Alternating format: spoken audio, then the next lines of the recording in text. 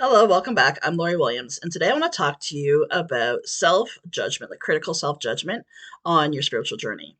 So, essentially, what has started this video or has encouraged me to do this video is a realization that I came to a few months ago that even though I've been on my spiritual journey for almost 10 years, doing, all the healing, all the inner work, all that kind of stuff, I realized that the constant judgment of myself of I have to be the next best version of myself. Like tomorrow I've got to be the next best version of myself, like better than I was today. Or I have to, try to find something left to heal and things like that.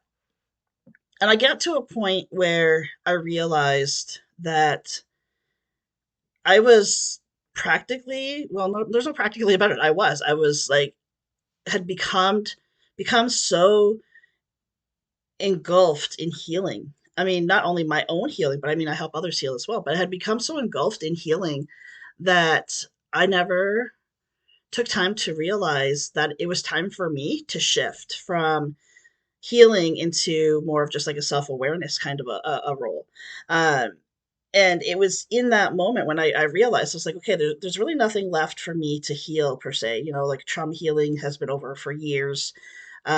There's definitely like, there's things that come up, emotional things that I want to make sure that I'm processing, but that's not really healing. That's just processing.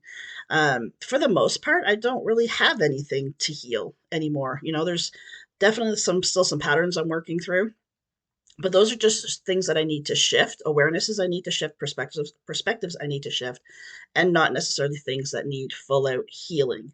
It's there's and what I mean, what the difference is between shifting a perspective and healing something is when I'm talking about healing, what I mean is that there's some sort of suppressed emotion that's attached to it versus the when you just need to shift your perspective, it's just like an old belief or old pattern.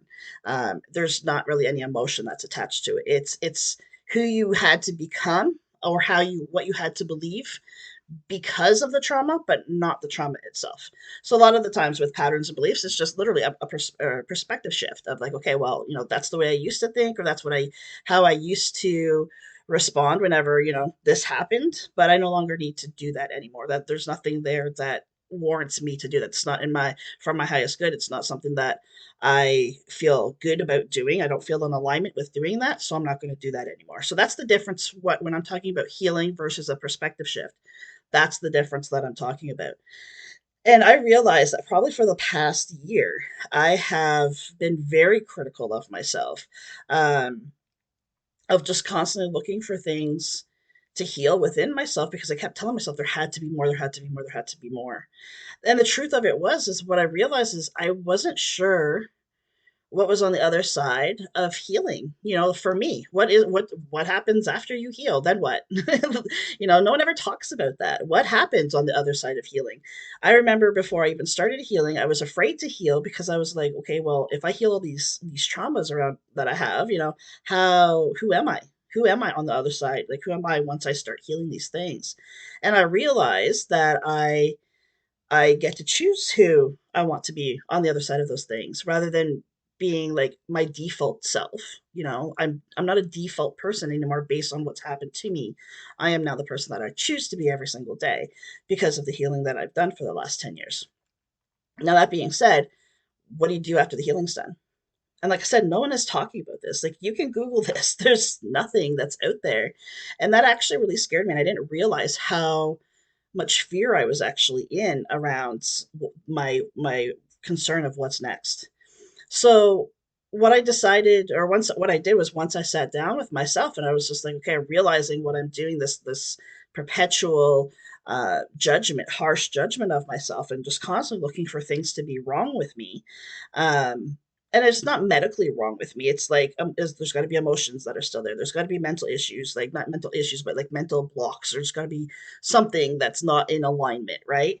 And I was driving myself crazy trying to find those things. So when I finally decided to sit down with myself and really like analyze, like look at everything that I was doing, and because nothing was coming up, and I was getting more and more frustrated that nothing was coming up.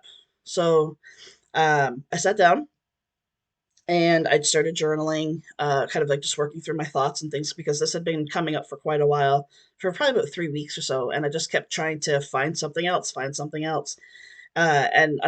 Well, fortunately, but unfortunately, there was nothing. Fortunately, there was nothing. So when I started journaling, that's when I realized that I was just sitting in constant judgment of myself because I'd been doing that for the last 10 years. Not necessarily in a judgment, but recognizing that, okay, this is not in alignment or this does not serve me. So when I'm no longer able to find those things, I was like, what's wrong with me? What's going on? So it took me sitting down and journaling to realize that simply what's happening in the most simple terms I can put it is that I'm no longer on my healing journey. And I realized, like, after 10 years, I'm done. I'm done. I honestly do believe I am done my healing journey. And people will tell you, and I mean, even the old me would have told you, there's no such thing as being done your healing journey. And I want to just say I was wrong in saying that. And I do believe like there is an end to the healing. There is an end to the healing. You can only heal your traumas for so much. And then, I mean, it's not a trauma anymore. There is an end to healing. And it shifts from, at least in my experience, is shifting from being in a healing frame of mind in more into an awareness, just like self-awareness frame of mind. So in this self-awareness frame of mind, what happens is I recognize patterns and beliefs. I recognize if something today, is bothering me emotionally, and I process through that so that it doesn't become a trauma that I have to heal 5 years from now. And I would never would have recognized this transition hadn't if I hadn't been so harsh in trying to judge myself. But the truth of it is whenever we're coming up against hard judgments of ourselves, we can choose to look at it from a different perspective. We can choose to go softer on ourselves. I actually encourage people, and my clients when I work with them, like if they are very judgmental of themselves, I tell them to journal to themselves, talk to themselves as though they're a child or their best friend. You would not talk to a child in a nasty way. You would not talk to your best friend in a nasty way. Not if you wanted to stay friends with that person. So you need to start talking to yourself that way. Unfortunately, we put ourselves in like a whole other realm of what we think we have to be capable of. And if you stop and think about all of the things that you expect of yourself, I promise you, most likely, I'm going to say at least 50% of them are not even obtainable. It's not even a possibility for you to be the person that you think you need to be because we're so stuck in looking for perfection that a lot of the times we don't even realize we're missing who we truly are in that moment. And in that moment we are already perfect. We're already perfectly created. We're already acting and being as perfect as we possibly can. Now our ideal of perfection can obviously skew that, because if perfect means that there's no flaws, yeah, you're human. There's going to be flaws, or what we perceive as flaws. Um, but in those flaws, there's actually perfection because other people see those flaws as amazing parts of us. So if they were truly imperfect parts of us, not just ourselves, but everybody else would see them as being imperfect as well.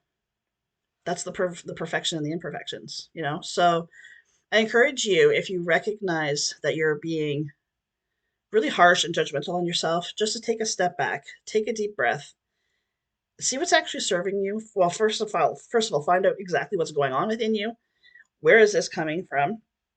Find out if this judgment is actually serving you, because most of the times it doesn't. Actually, 100% of the time, harsh self judgment, does not serve us in any way, shape, or form. Excuse me. It actually just holds us back.